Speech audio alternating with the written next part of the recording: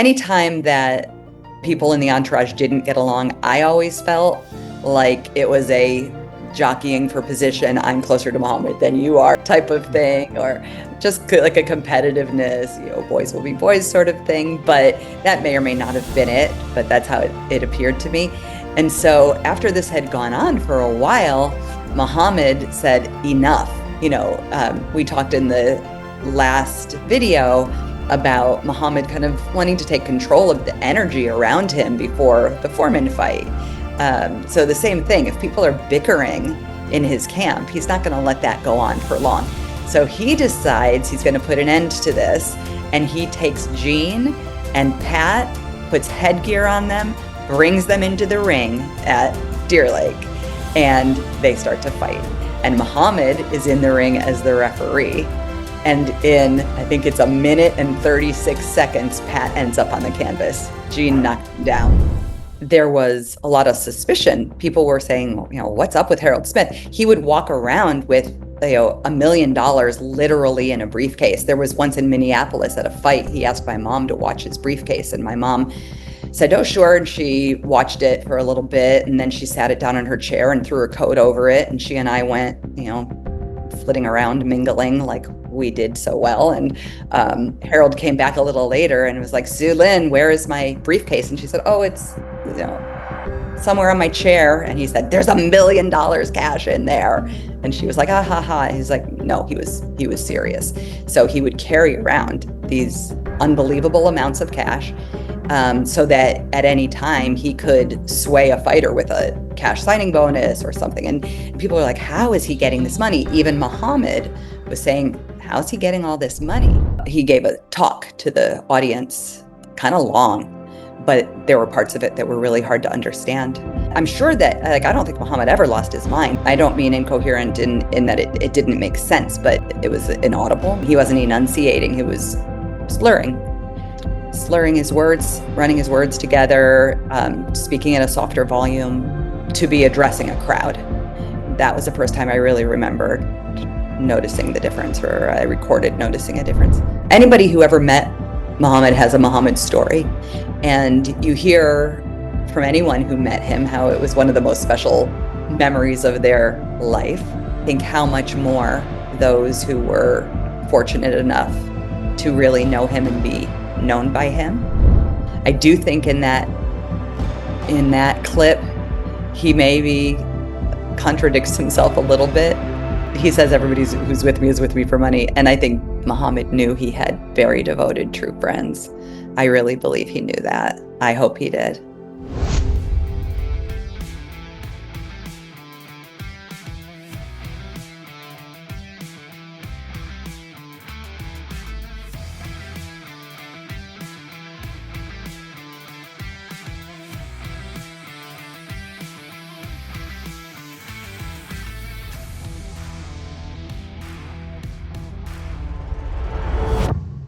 So I'm Sifu Slim, and this is part 2, or they say in French and Hollywood, part 2, of an incredible interview with someone who spent 5 years with Muhammad Ali back in the late 70s and up until his retirement in 1980. Kelly Reilly Baldwin, part of the, she didn't want to be called part of the entourage, but part of that group of people who were working with Muhammad Ali in specific roles, was very close to him, had a lot of conversations with Muhammad. And so welcome aboard for part 2, Kelly. Thank you, Sifu. I'm excited to continue our conversation. So for the people who didn't catch part 1, could you tell us just a little bit about what I shared, the way you met Ali and what you did in the time that you were with Ali?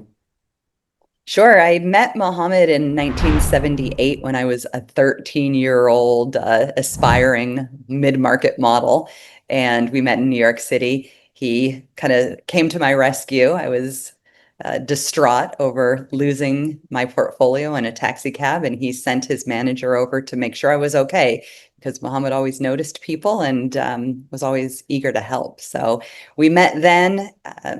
His manager offered to help support me as I pursued a career, and they invited us in, and we spent the next almost 5 years, traveling the globe as to a certain degree part of the inner circle. Like I said, like Inner you said, circle. not That's a good word. entourage, Inner but circle is part a of the great inner word. circle. Yeah. So we were just talking before we got this going about a picture that I landed on. I can't remember where I landed on it, and I thought this was you, but it turns out this is a picture of your little sister Kelly, age 11, Lisa. 1980. Sorry, Lisa, and you are Kelly. And so this is Lisa, little sister of Kelly, age 11 at Leonard Durán, #1, Montreal, 1980.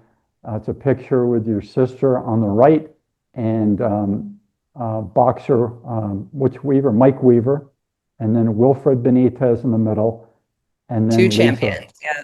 He's the champion, yep. Two And champions. true champion, yeah. Two champions. Oh, they're both champions at this time? No, actually not at that time. Okay. They were not, but they both became world champions.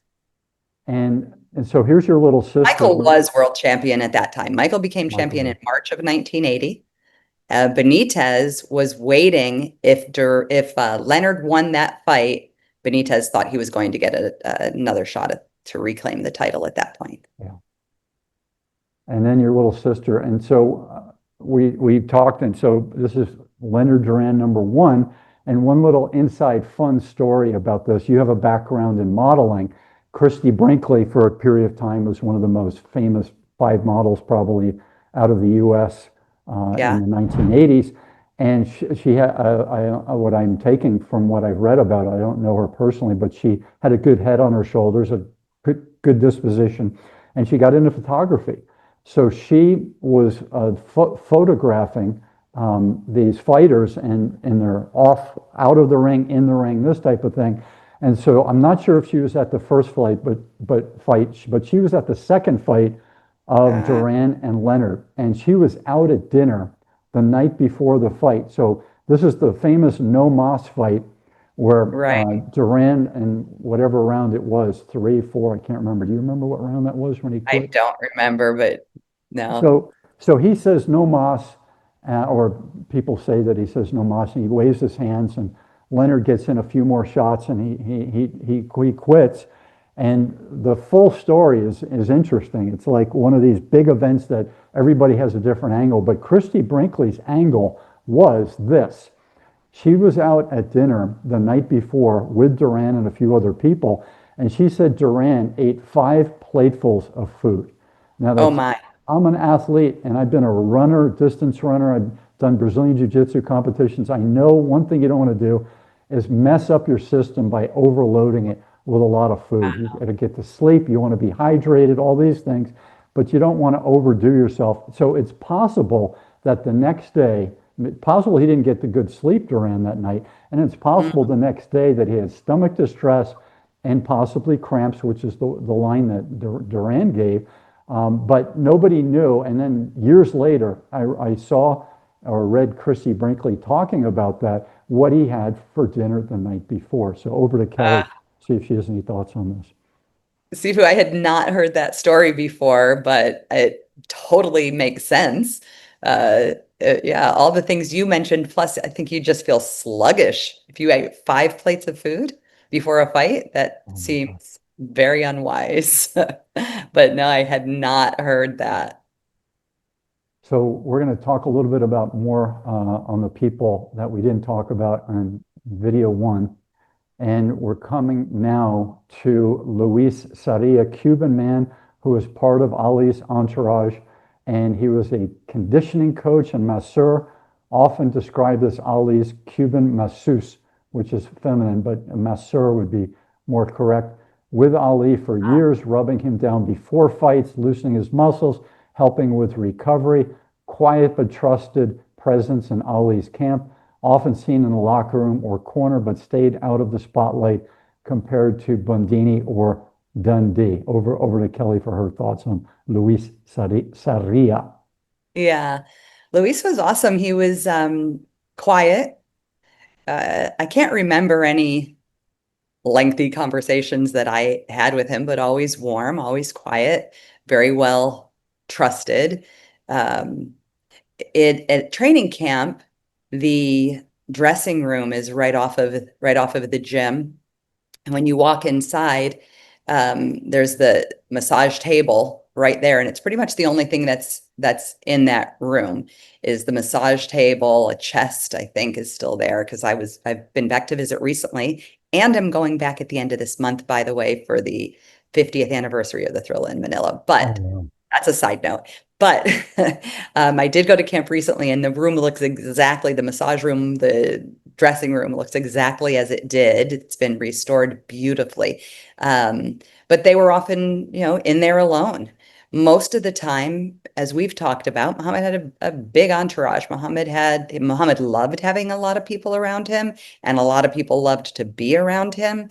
So Luis is someone who had the rare opportunity of spending a lot of time just one-on-one with Muhammad. They were often in there with the door closed. And, they talk about Luis not only massaging him, but when, like most fighters, like many athletes, Muhammad was often trying to cut weight prior to a fight. And he thought Luis had, magic hands that he could just massage the fat away or something. And maybe he did. Maybe he knew how to break it down so it would leave Muhammad's body sooner. Um, that table, I have a picture of myself laying on that table, again, probably 1978, 79. And when I went back to Deer Lake, Pennsylvania to the training camp in February of this year, I showed some of my training camp pictures to Mick Stefanik, who is the current manager of the camp, or director or manager. I don't know his exact title. But I showed it to Mick, and Ali fans and people who, visited the camp back in the day come there. It's like a pilgrimage to Muhammad's training camp. It's like boxing holy ground. And so Mick sees a lot of pictures, but Mick said, I've never seen another picture of someone on Muhammad's massage table. And it's like, I've got that. So I think of that when I think of Luis. It's like, that's where he did his work. And I've got my photo there from back in the day. So. So the lodging, they had cabins, I guess. Did Luis have a cabin, and where did you stay when you were out there? Yeah, we usually there were more cabins than there were people that were, living at camp. So we generally stayed in a cabin. I think there are 13 cabins on the grounds. There's Muhammad's cabin, there's the kitchen, there's the stables, there's the mosque. The mosque is the only building on the grounds that is not a log cabin. It's a white building where Muhammad went to pray 5 times a day. But it's right next to 3 of the cabins, the lower cabins. And then you go up the hill a little bit and there's more cabins up there. And we would usually stay in one of the upper cabins when we would stay at camp. And where were you coming from when you drove out to the camp, or flew somewhere to get to the camp? I was living in Strongsville, Ohio, outside of Cleveland. And it's like, I want to say maybe 5.5 hours or something to drive to Deer Lake. And it makes sense to drive because you could fly to Philly, but you're still kind of far then. So it's one of those decisions where it's just as fast to drive probably as to fly. I lived 1 hour and 10 minutes from the training camp. If Oh, I wow. if I had known that all this stuff was going on, I read Sports Illustrated. We didn't have the internet. I don't think I knew where Deer Lake was when I was 17. But I'd been to the Poconos. I'd been to Harrisburg. I'd been to play golf at Marion and outside of Philadelphia. But I didn't know Pennsylvania very well. I didn't know that Larry Holmes was from Easton. I didn't know those things until the 80s.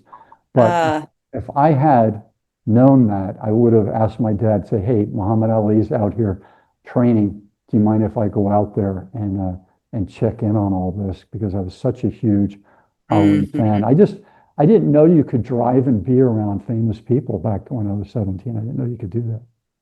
Well, not everyone had an open camp, but you probably know Muhammad's camp was open to the public. So his workouts, he would just welcome people in and they'd set up chairs in the gym and anybody could come watch. And depending on the day and what was going on, he might invite you into the kitchen, do some magic tricks for you, give you some grapes, you know, like you never knew what might happen.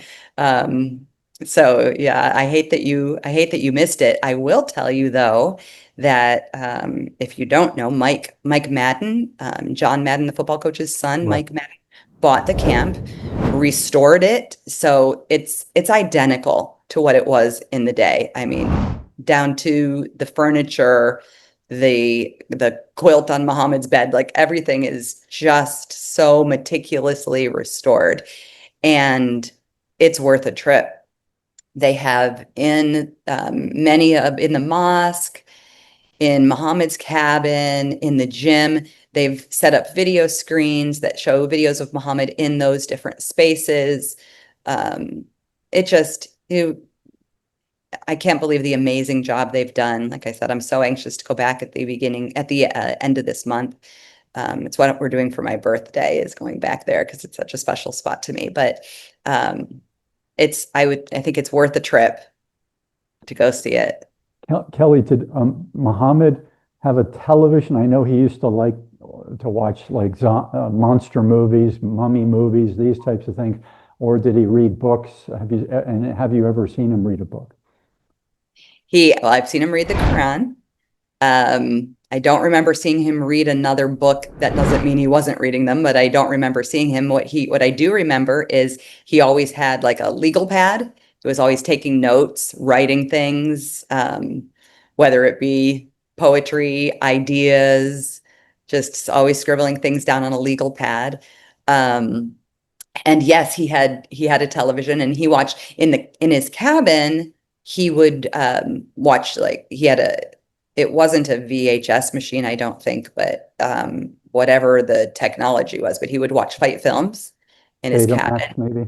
Maybe. Mhm. And I remember on the road, sometimes we would gather in his suite, and he'd like to watch like John Wayne movies. We would watch Westerns and things. A bunch of people. He would usually have a suite that had a living room in the hotels, and groups of us would gather up there after dinner, and Westerns were usually his choice. I don't like Westerns, but I would watch a Western if it meant getting more time to hang out with Muhammad.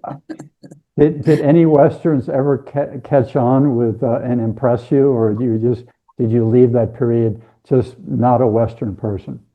I'm not a Western person. My husband will watch them. I don't know why, but they don't appeal to me at.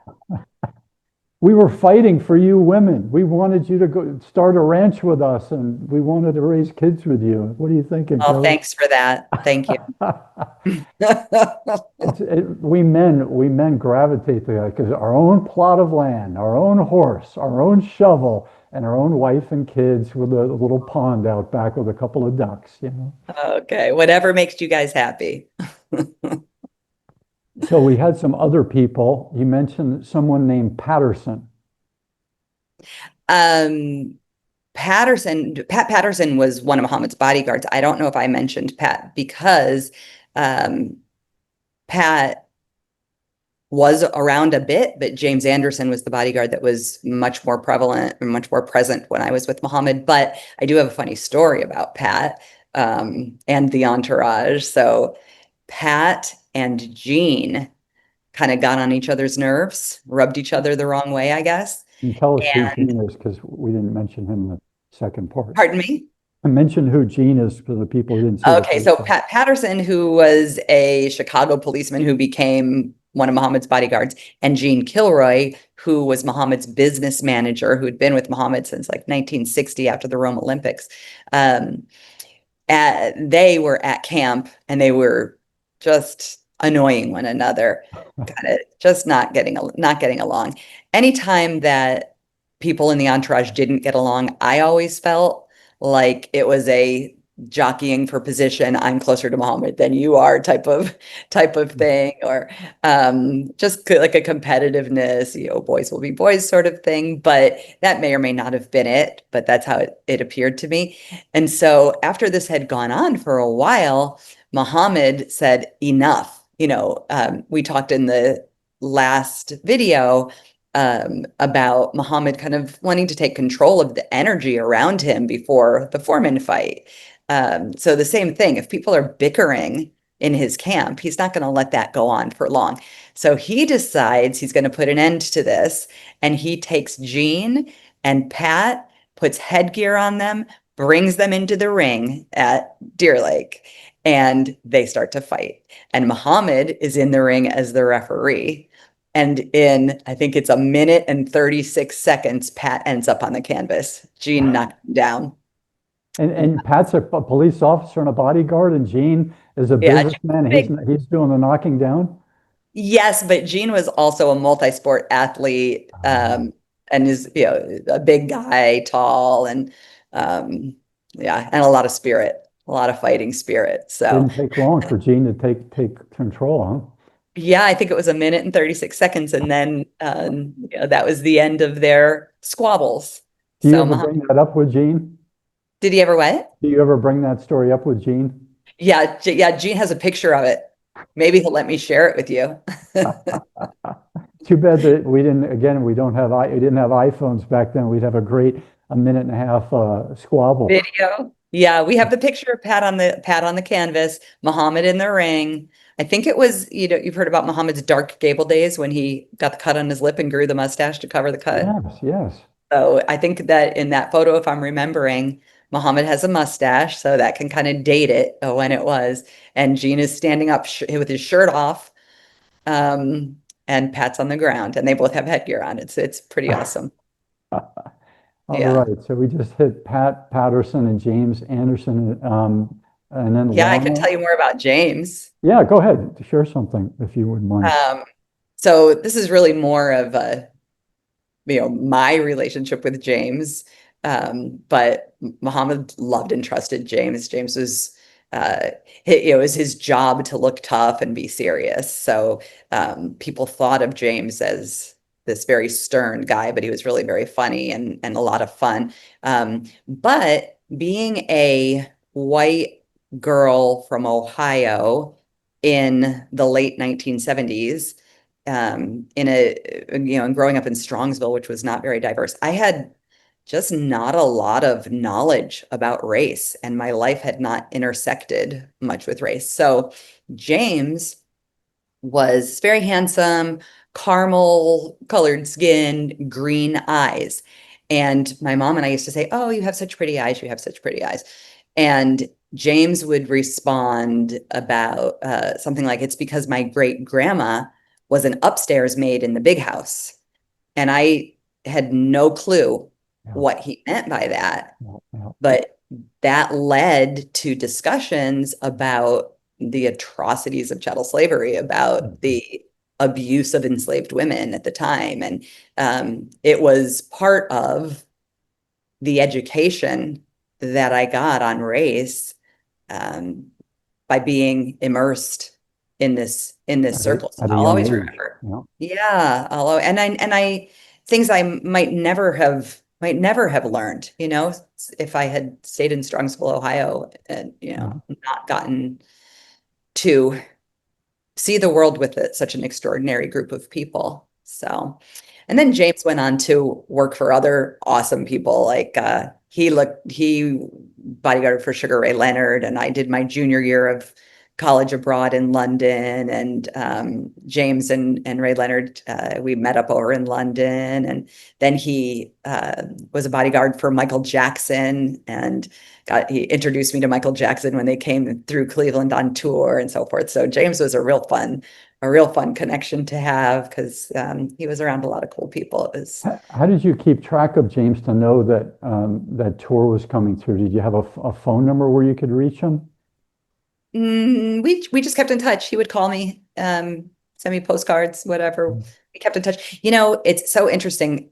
I don't have all of them, but I still have many. It was a letter writing era. I have letters from a lot of these people.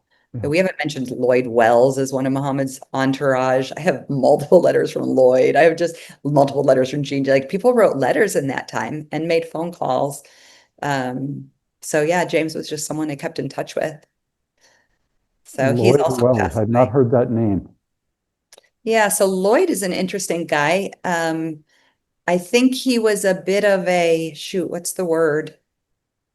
There's a term in boxing that is just a guy who does whatever needs to be done. Roustabout type person?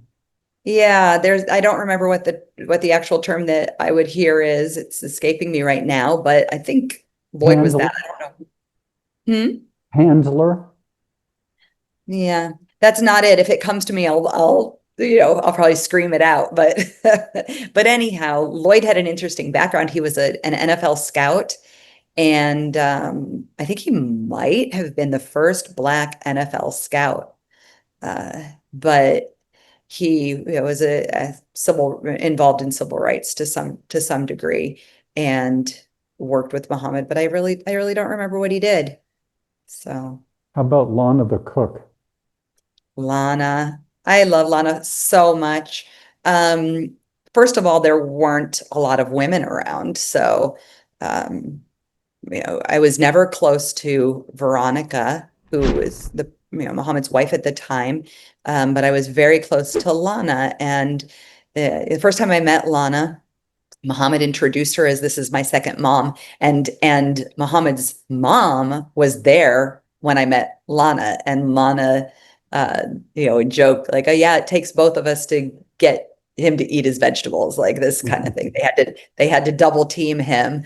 Um, and the funny thing is, she was like a mom, but they were almost the same age. I don't know if uh, how much older Lana was than Muhammad, but certainly wasn't old enough to be his mom, but that was the kind of nurturing, relationship we have. I guess you can think of the person who feeds you, makes whatever you want. You can think of that person in a maternal way. But Lana and I went together to a roast that they had. Lana lived in Harlem, and there was a roast. It was a benefit in Harlem, roasting Muhammad. I think it was benefiting like a Harlem cycling club or something like that. And I took my parents were divorced, and my dad lived in New Jersey. And so I took the train from New Jersey or the bus maybe from New Jersey to New York, and then was trying to go uptown to Harlem. And when I got off the train, two police officers spotted me. And I guess I was like, maybe, I don't know, 15, 16-year-old girl by myself. And they must have thought I looked out of place or something. Anyhow, they insisted on escorting me all the way to Lana's apartment. They asked me where I was headed, and I told them, and they escorted me all the way there. And when she opened her door, I was flanked by two police officers, and she opened the door and just cracked up and threw her arms around me. And she said, well, ain't you beautiful? And like, messed up my hair and pulled me in. And the guys kind of shrugged their shoulders. And I think they thought I think they were suspicious about what I was doing or where I was going or something. But there I was, greeted by Lana, who reminds me of like the Oracle in the Matrix, this wise, loving, super affectionate, warm woman. So I think I'm so grateful that Muhammad had her. And Was yeah, this 1980 or what do you think that was? maybe around that time. I still have in my scrapbook, I have like a flyer or an invitation or something to the roast. So I have the date. I just don't remember the date in my head. But What race were the two policemen? Do you remember? white, two white policemen thinking, what is this white girl doing? And Harlem was a lot less integrated than it is today. I think Harlem is a lot different now. But at that time, um, it was not integrated. And they seemingly didn't think I belonged, or I don't know if they were suspicious of me or if they were protective of me, but regardless of their motivation, they thought I needed an escort to get to Lana's house. So And this was by train. They just stood with you on the train? no, this was when I got off the train. So I think I like got off, I took the bus. I think I took the bus from my dad's in Middletown, New Jersey to Port Authority, then went from Port Authority to the subway, took the subway up to 125th Street, got off, and I step out of climb up the stairs, and there's the policeman to greet me and escort me. Wonderful story. You were a bold young lady. I was pretty independent, and I was real comfortable in the city because I would spend my summers, or much of my summers, with my dad in New Jersey, and I went to acting school in New York. So I was used to doing that commute by myself. So it didn't seem like a big deal to me, but it seemed like a big deal to them. You mentioned Harold Smith, and on the internet, it has a quote from Dr. Ferdy Pacheco. Harold's plan, he told me, was to take over boxing by buying all the champions with big money, using his big money. Ferdy Pacheco, the boxing consultant for NBC and Ali's personal doctor for a while, once he got all the fighters away from the other promoters, he was going to tell them the fun's over, now it's back to reasonable prices. That's a quote from Dr. Ferdy. Pacheco is now in the hereafter. He would have been a guy I would have loved to have met and interviewed. So over to Kelly for any thoughts on that statement and on Harold Smith. Oh, Sifu, this is a big story, and I don't know how much time we want to spend on it, but it's a huge story. First of all, Hi, this is Sifu Slim, author of The Aging Athlete. In this book, you're going to get to hear about two different groups of former high-performance athletes. One group, which is made up of 90% of the former athletes, does not do physical activity on a regular basis and tends to suffer the consequences of a sedentary lifestyle. The other group, which is made up of 10% of the former athletes, is doing physical activity on a regular basis and tends to thrive through the aging process, or at least has a better chance at coping with the aging process. We could have taken these folks to a lab and done all kinds of tests on them. Instead, we slowed them down and sat them down and asked them, in their own words, to describe why they're wired the way they are, so that we all, former athletes and non-athletes, can use some of their inspirational and motivational and mindset lessons in our own lives. I hope you pick up a copy today. You can go to theagingathlete.com. And when you have a chance to read it, I'd love to hear back from you to find out what your thoughts are on the stories of these aging athletes.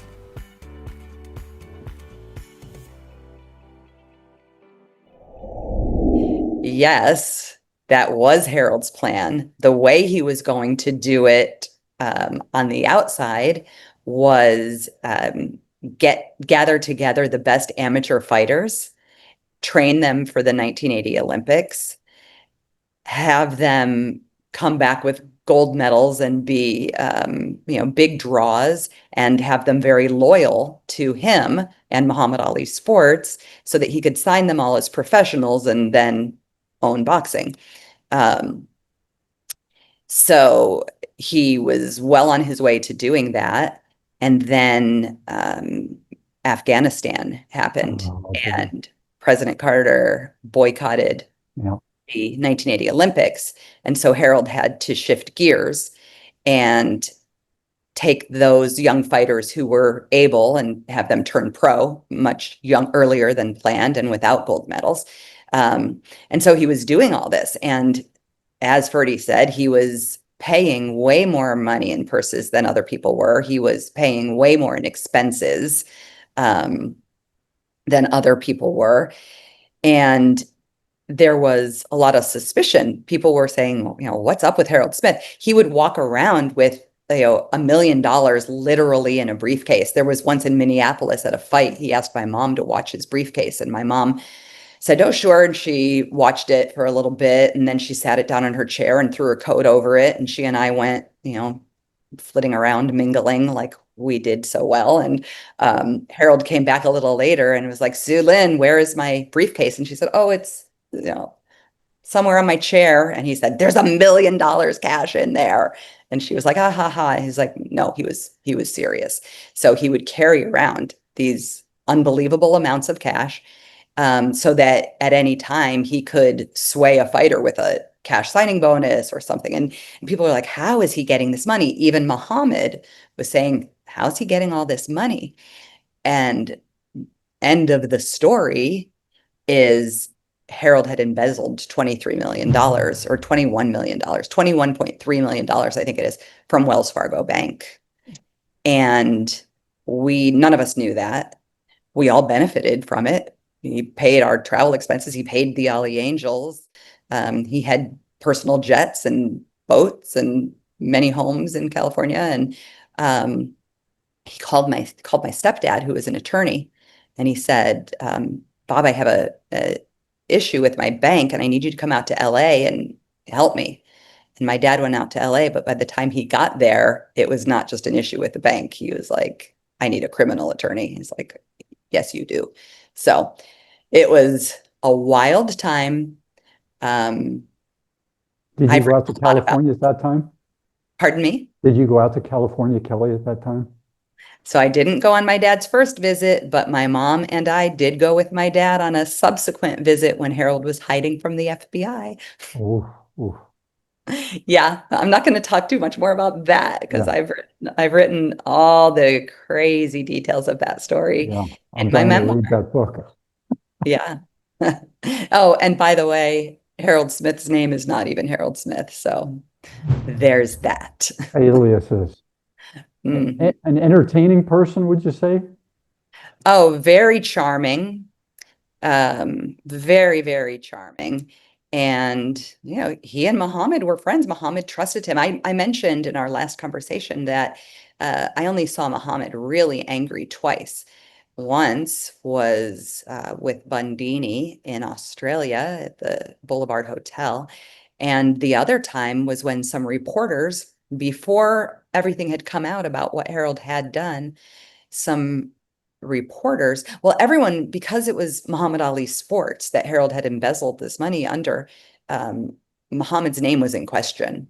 And people were wondering if he had been involved in it. And he called a press conference, and people were critical of Harold. And Muhammad was always such a loyal friend and trusted and believed the best about people that he got really angry with the reporters. Um, and that's the second time I saw Muhammad really Wow, angry. And of course, the wow, truth came out, but even then, Muhammad was a loyal friend. He said he didn't, obviously, he didn't approve of what Harold had done, but he still loved Harold as a friend. And he went to court, I think, for sentencing. He showed up in court. wow. Do you know how he was able to embezzle that money? I do know how. And that's He in your had book. yeah, it is. He had an Okay. inside partner. He had an inside track, did you say? An inside partner, yeah. Okay. Mhm. I worked at a bank, my first job when I got to California. I worked in Paris for 2 years and kind of upscale investment banking in the mid 80s. And then I moved to Sacramento and I worked for retail banking. And Mm. in my first month there, and this horribly boring job, very corporate, very everybody's watching you, um, just not exciting whatsoever. But being in California, to me, an athlete where it's nice out every day, running on the American River Bike Trail in Sacramento, and having a nice family and a girlfriend and everything, that was all nice. But we caught wind of a story in the banking business about this bank manager and two of the other people who had to be around when they were doing either the ATM machine or counting the delivery from the Brinks truck, something like that. And this was when 250,000 was enough money to live for three people for several years. So these people at this bank, so let's say managers like 45, 50, and the other two people there, just rank and file people at the bank, they took the 250 in cash and they got on a plane and they went to a tropical place and they lived Mm. like kings until the federales and the American Banking Commission and the government got a hold of them. But they said, we have no regrets. We had a really good time, and this is what we did, and we're ready to pay the penalty Oh my. of being behind bars. And that's what they did. We in the bank, Wow. we people in this boring job, we were like, we didn't, there wasn't a lot of high-fiving going on, but we were smirking and like, you go, girl, you go, Oh, girl. wow. So you know how different banking was in those days than it is today. I don't Oh, think it yeah. would have been as easy to get away with these types of things now. Well, Well, the Madoff story, which happened around 2005 or six, Hmm. they had inside people at the SEC, family members paying off people, And they did that for, I'm not sure if it was 2 decades, but it was a very long time. And they Wow. were one of the largest managers of private money and also pension funds in New Hmm. York for a period of time, and they got away Yeah, with that. And they when it crushed a all lot of people. broke, yeah, when it all broke loose, everybody that people like me who followed the financial press to a certain degree were like, where did this come from? You know, how do you pull that over, all over the pull the wool over the eyes of all these people, Yeah. all the regulations? But you just have to pay people off. It's like the government and the lobbyists and the oil cigarette companies. It's just paying people off and buying influence. Mhm. Crazy. Who do we talk about now? We've got Ferdy Pacheco. Did you ever meet Ferdy? Birdie had stepped away by the time I came on board. He was concerned about Muhammad's health. Um, he had expressed that concern, but Muhammad wasn't ready to retire. And so he walked away in an official capacity, but they remained friends, but I didn't get to know him. Didn't get to know him. Impressive guy though. Yeah, he was on the side of the fight with Ernie Shavers, where Ali got rocked in one of the rounds, 7 or 8 or something, and he did the dance with his knees, and it wasn't a fake dance. Some of the people thought that he was trying to lure Ernie in, but he got rocked to a significant degree, and Ali said later, "Oh yeah, Ernie Shavers, man, he hits hard, the hardest I've ever been hit, Ernie Shavers." And Ferdy was on the side of, with Angelo Dundee and the Entourage, and he said, "That's it." He said, "You allowed this fight to happen. Also, Ali wasn't in the best shape.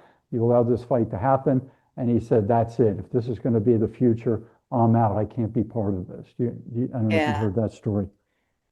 I don't remember hearing it specifically about the Shavers fight, but I know that that was generally his stance.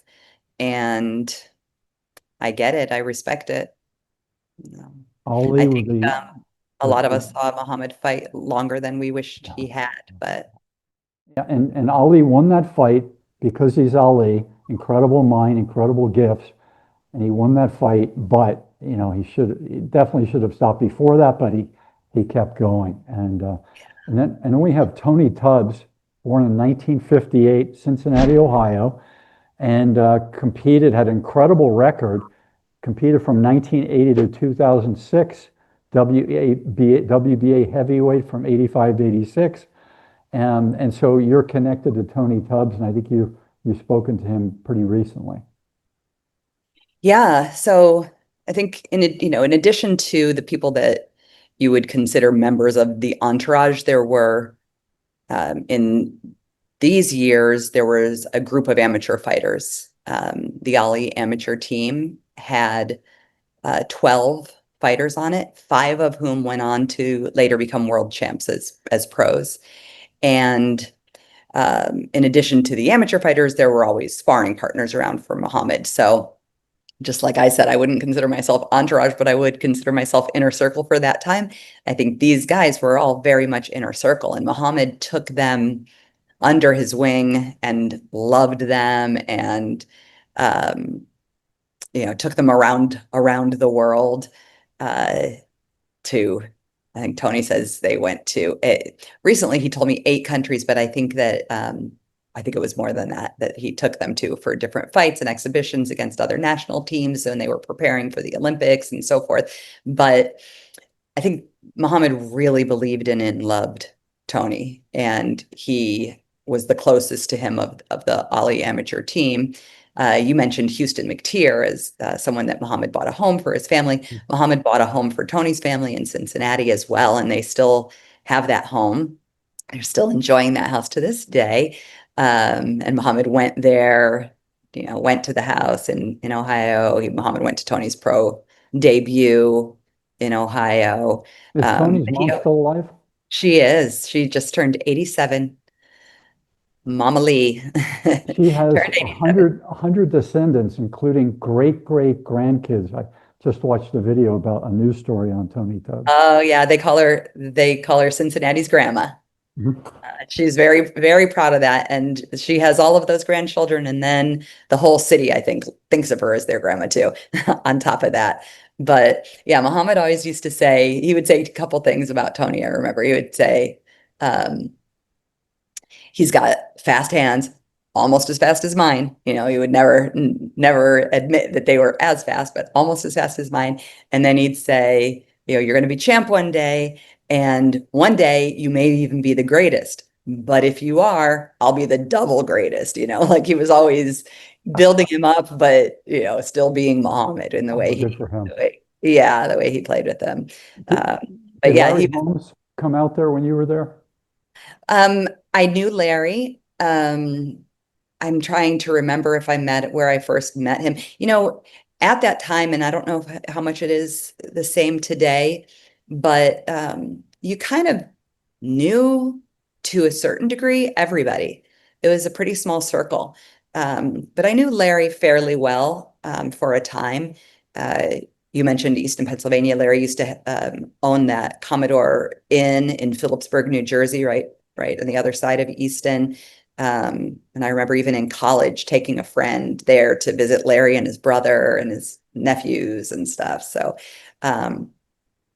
yeah, I don't know, I don't want to misspeak, but I never saw the same kind of closeness between Muhammad and Larry as I did between, say, Muhammad and Tony or some other people that Muhammad worked with. But good guy. Hard worker, I would imagine. And he Yeah. talks about being hungry with a big family. I think single mom, poor, and having to go to work when he was 14. So hard work ethic, and he saw a chance with boxing, and he put the pedal to the metal, and he did very well. And I mentioned in part one the way I fight, which I'm not a high level boxer, but when I move, it's more like Ali and Holmes. It's not the Mike Tyson swarming, Joe Frazier swarming type of style, or Big George Foreman throwing bombs. It's really to use Bruce Lee type movement, and Holmes mastered that. And I think if I look at him, I would give him a 9 as far as being a great boxer, which is very high. It's almost as high as you can be. And I would give Muhammad, I would give him a 10. He just I had hope so. yeah, he had one switch more than Larry Holmes. And if you go to 1967, and when Ali is fighting the tall Canadian guy who wouldn't call him, he called him Cassius Clay, tried to tick Ali off. And Yeah, he's a very what's my nice name? guy. Yeah, what's my name fight? If you watch that fight and some of the other ones in Ali's first career, you say who, no matter how big or how hard they train, whoever, Usyk or anybody, you look at Ali in that period, you're like, you can't touch him. His defense, like Sugar Ray Leonard, like Sugar Ray Robinson, and many other greats. I mean, to move your head away at the last minute and to move it back at the last minute and to make these people miss, it's athletic ability, and it's also knowing what your opponent's going to be doing. And who knows, there could be karma and some other things going on that who knows, maybe Ali didn't know where he got some of that. But the people who are great, I haven't seen people, I named Sugar Ray, both Sugar Rays and Muhammad Ali, as having that particular skill. And all the hard workers, Tommy Hearns, Durán, the other person who beat Hearns, what's his name with a shaved head, who lived in Italy, Hearns versus, I can't think of that other great middleweight's name right now. I'll think of it. But they worked their tail off. No, no. Hearns versus Leonard versus Durán. Hagler, yeah. Hard worker, Hagler. Hard worker, incredible, gifted in both hands. None of those, I mean, you can't be a 10, even if you work very hard, unless you have like the Michael Jackson dancing. He had something, and it wasn't because he worked harder. All of his brothers and sisters were very good singers, very good dancers. Michael Jackson had the 10, and that's what Muhammad Ali, Sugar Ray Leonard, and Sugar Ray Robinson had. Other fighters may have had that as well, but those are the three I can easily put as 10s. Over to Kelly for her thoughts. It's a gift, Sifu, for sure, a God-given gift that they had. You started out talking about Larry Holmes, and that brings to mind one of the most difficult times of my time with Muhammad, which was October of 1980 when Muhammad and Larry fought. That was pretty painful. Oh. And there was a lot of entourage drama around that event as well. Muhammad already had slurred speech by that time. Yeah, he sure did. First time I think I noticed, based on my diaries at least, that I noticed Muhammad's slurred speech was in June of 1980 at Leonard Durán.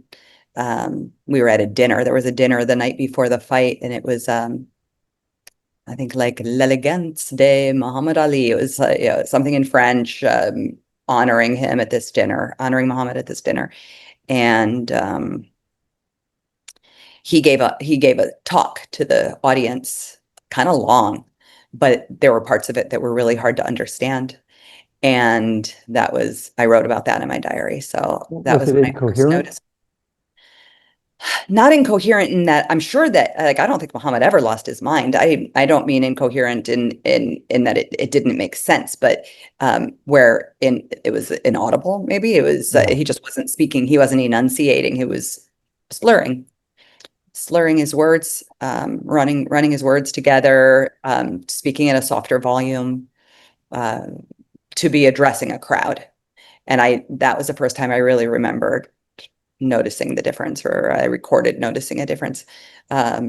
So come October of that year, when it was time to fight, it was questionable whether his physical, when he had to, in order to have his boxing license in Nevada, he had to pass the physical. Some people thought that maybe he hadn't done so, and they just let it go. And a lot of people didn't want him to fight, but knowing that he was going to fight, they were still going to be there. And there was a little bit of that, the scene that you played in our last video of the tunnel, as he was going to fight Foreman. There was a little bit of, dealing with everybody's spirit about it, how everyone was feeling about it, and what Muhammad needed from people. And you were there? Yeah, I was there. Oh. And yeah, I was there. The press conference, he was dynamite, full of energy, loud, holding up his fingers, saying 4 times, he's going to be 4-time champ or something. And you could start to believe that it was going to happen. But very, very hard time to see. And then I actually went at 4:30 in the morning. The next morning, he did an interview on Good Morning America. And Gene told me if I wanted to see Muhammad before leaving town, that was going to be my best shot to get to see him, because after the fight, he just went to bed, and, that was that. So he did this Good Morning America interview, and I got up and went over to meet him at the interview. And he had glasses on, kept his sunglasses on for the interview. And I think it was David Hartman doing the interview. And Muhammad's, at the end of it, was saying, like, next I want to fight Mike Weaver. And I was like, oh my gosh, like, you're still talking about fighting. You're still thinking about fighting. And of course, we all know he went on and had another fight, fought Berbick after that. So let's talk about something else. Yeah. I will share one thing about Dundee. He wasn't with, according to what I read maybe 25 years ago about this subject, he wasn't with Ali during the training going up to the Foreman. Is that something that you would know about if Dundee was there? Oh, I actually don't know that. I think he didn't go to the Berbick fight, if I'm not mistaken, though. That's what I thought you were going to say. Well, what I remember Dundee saying is that you guys get Ali into shape, get him all sparred up with people, get him prepared, and I'll come and be there. And he calls that, he's yelling out, I'm the chief second. And I don't know if that means you're the second person who could stop the fight, or if Ali's the first and you're the second. I can't remember if Dundee for that fight was in the third position as the chief second. Do you know what that means? I think that he was in the first position, but I don't know. But I know for the Holmes fight, he's the one who called it. And Bundini was trying to stop him, saying, like, give Muhammad one more round. And Angelo was like, no, he's through. I do know that. I don't, I am really, I couldn't help but be a boxing fan of the era that I was, immersed in boxing. But I really wasn't a boxing fan prior to that. I was a 13-year-old girl who wanted to be a model, a cheerleader, whatever.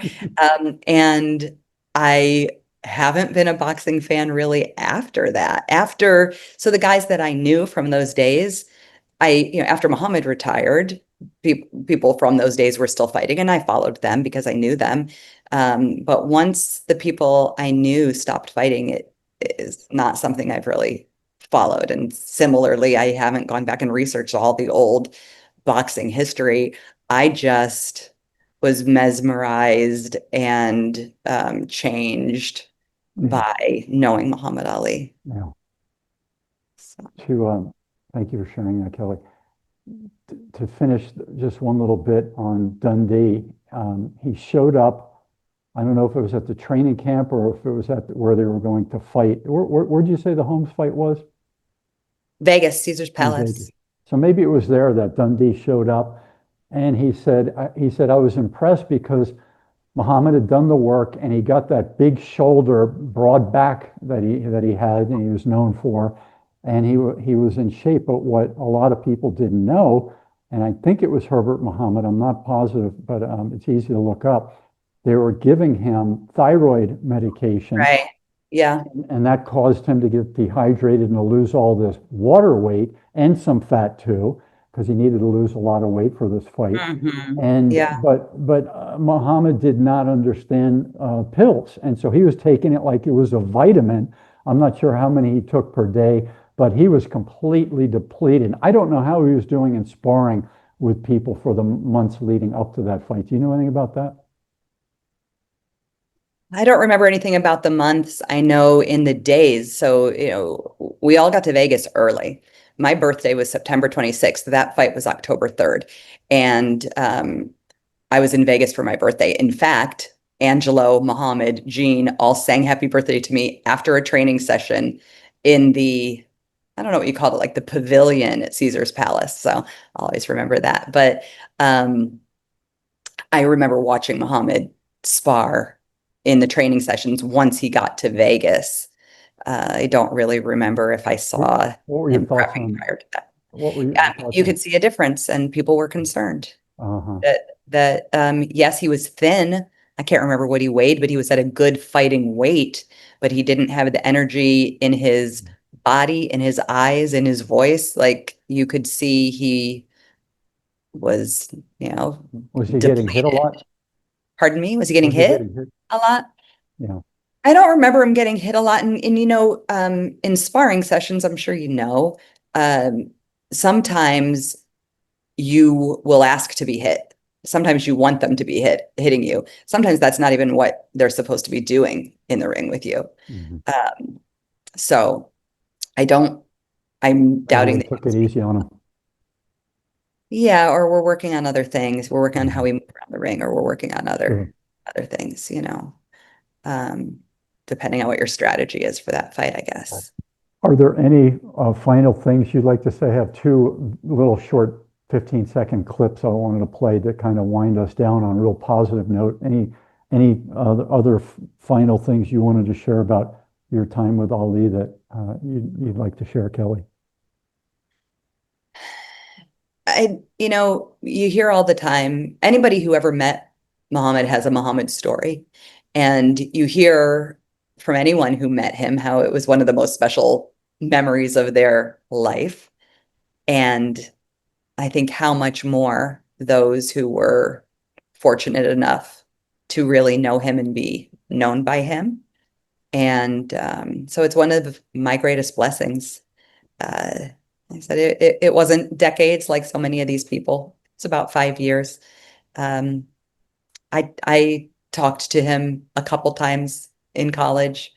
He called once. He called once on the payphone of my dorm, and somebody came and said, "There's some guy on the phone pretending to be Muhammad Ali," and it actually was. And I saw him in an airport once by chance or by fate or by God.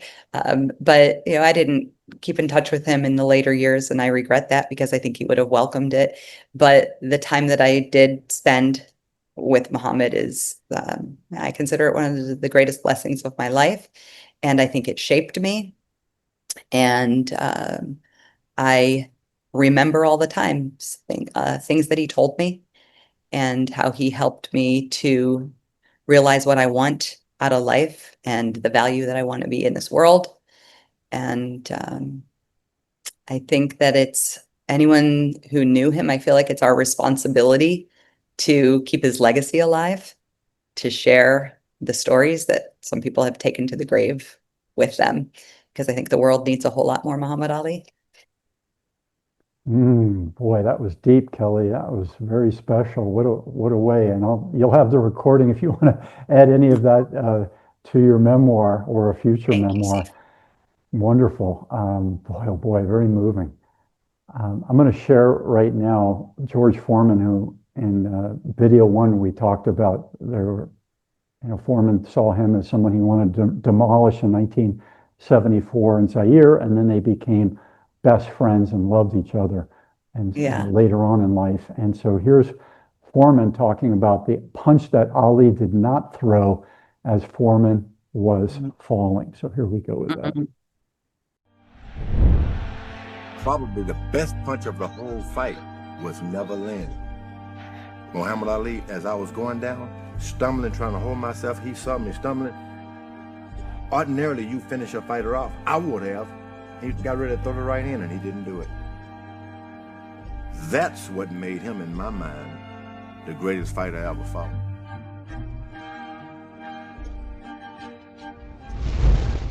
Incredible stuff. And then one more. I love that. Have you ever run across Foreman?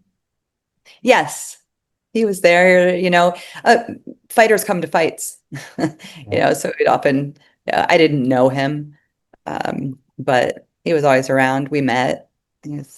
Hotel lobbies, restaurants, fights. What a bunch of transformations that man had. We could talk about him some other time. But street thug in Houston, and got into the government's work projects and learned how to box, became an Olympic champion, and had all kinds of things happen from there.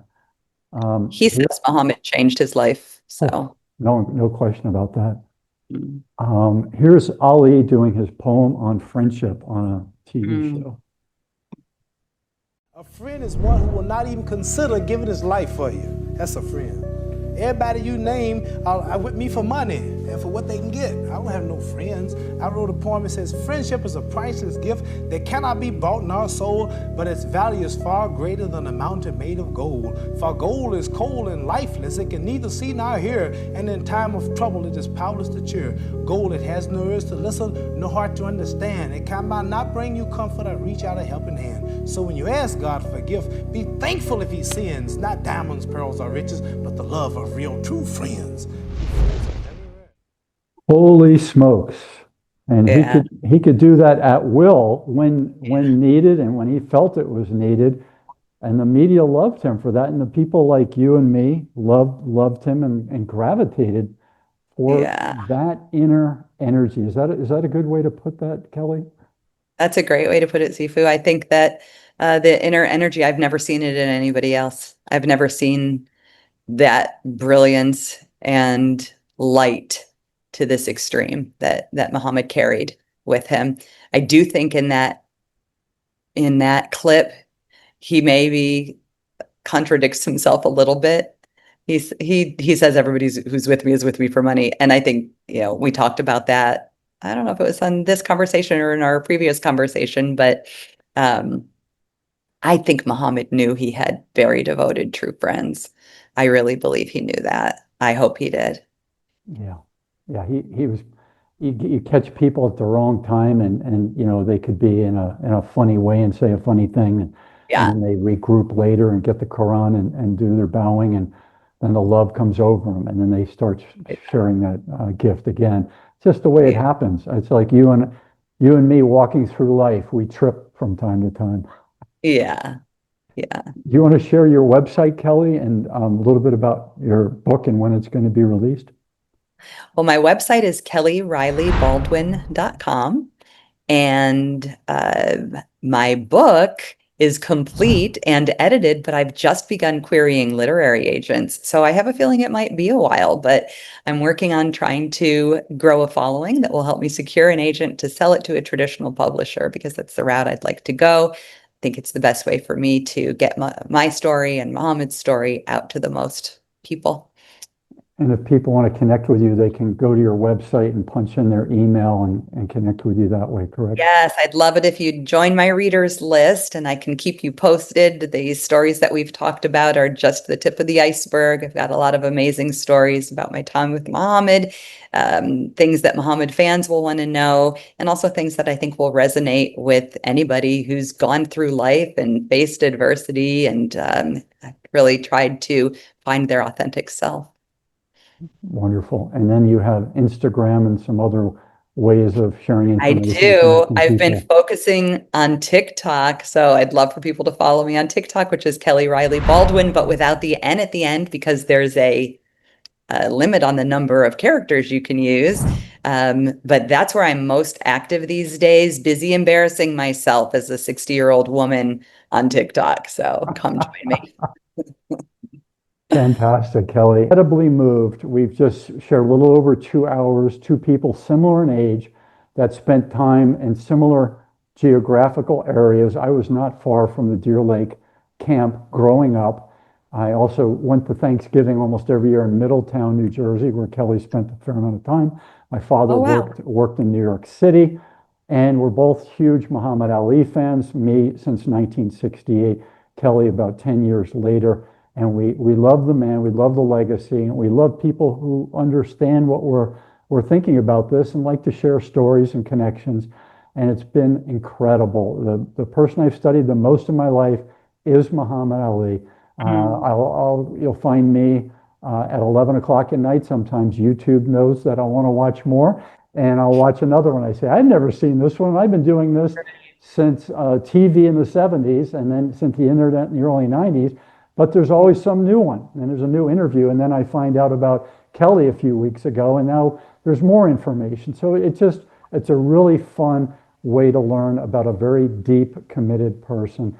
And so I'm Sifu Slem, wishing you, the audience, all the best in your learning and your heart connections with others, and wishing you all the best in your health, happiness, and wellness in your mind, body, and spirit. Please give us a thumbs up, like, and subscribe, and check out Kelly's information, which is posted below this video, and connect with her and buy a book and learn some more about her story and her connection with Ali. Aloha.